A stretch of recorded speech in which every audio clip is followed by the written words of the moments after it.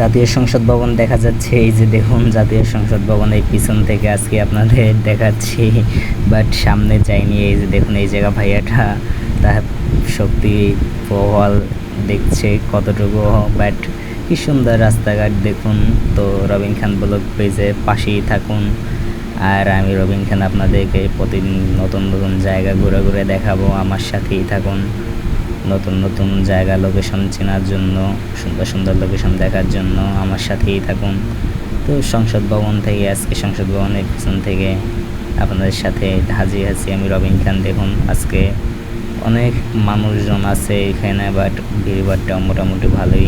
এই জায়গাটা অনেক সুন্দর। তো আকাশের অবস্থা অনেক সুন্দর, পরিবেশটা সেটা আপনারা দেখতেই পাচ্ছেন ভিউয়ার্স।